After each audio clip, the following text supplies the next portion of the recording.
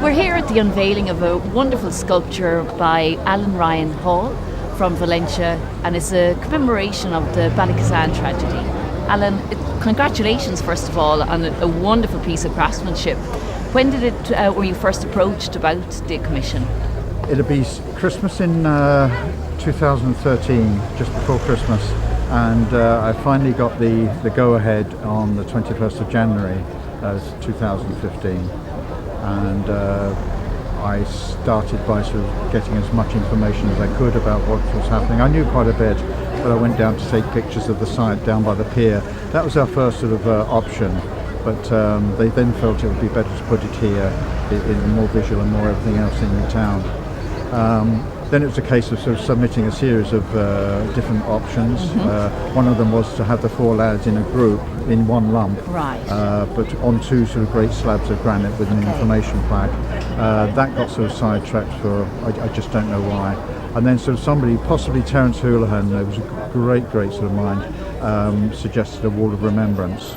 And so then it was easy after that. They were then separated, each was an individual, and the cohesive factor was to do the carve. Excellent, and which worked out really well. It's really an unusual factor in the wall, isn't it? I did it for a number of reasons, because it was very important, and it just seemed cohesive. The four lads could have just been like four headstones really. Right. But with the car, it has a story.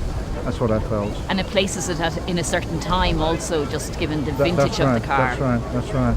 I must change my car when I think about it. And are you happy with how it's turned out? If they pay me. Sorry. You're happy with how it's worked out? Oh, very much so. There were difficulties with it, because there were two sort of pictures of Tommy McInerney and only one of each of the others. And that's all very well, but they're 100-year-old pictures. Now, I was given a brief to do likenesses, so I did, but I then sort of upgraded the brief by sort of saying, well, I'm going to make a likeness that if you saw the sort of sculptures, you would recognise the four lads if they were walking down the street, and or if you saw the four lads and they then saw the sculptures, you would recognise them, and the same with the triangulation of the photographs and sort of so on. And that was a sort of quite a high sort of standard. And I wish I hadn't opened my mouth that sort of big. I mean, I did sort of think of doing them in a modern way, just capture a sort of a fleeting sort of likeness here and there, but I thought that was fraudulent and cheating. So you went for the full detail. I just went for it. Each one, I suppose, took about 6 to 7 weeks. And I model it in ordinary pottery clay, and I worked from whatever pictures I had, and it was a case of just modelling the bits that I could see. If I could see part of a nose or part of an eyelash or this, and I'd just model it, and then build on that, realising that it's 360 degrees, and I had no profile. But after a while you keep looking, and with sort of whatever 40 odd years of experience, you see that there's a little bridge, like Donald Sheehan has a sort of particularly wide bridge in his nose, and that would indicate a sort of a flatter nose and sort of wider sort of cheekbones, and what was happening here. But all of them, you couldn't see any of the laugh lines or any of the crow's feet or whatever they're called. You couldn't see those. But I was very sort of pleased after a while, and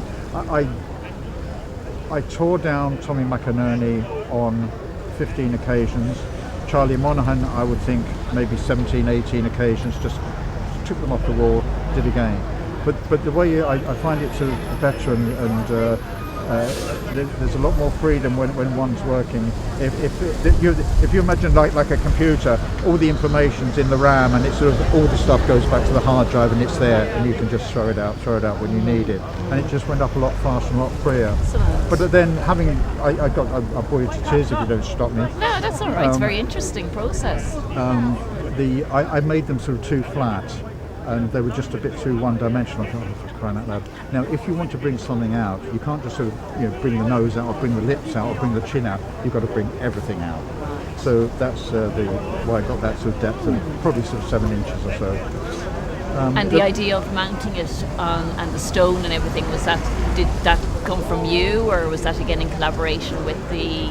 No. I was given a complete free hand, with this sort of design, the idea of a wall of remembrance, and that meant I could then make each one individuals, and then with a central information plaque, and that went through very, very sort of quickly. They all approved of that, and I did some rough work, just photoshopped sort of the pictures I had and just mounted them, and it went through straight away. It just looked good from the beginning.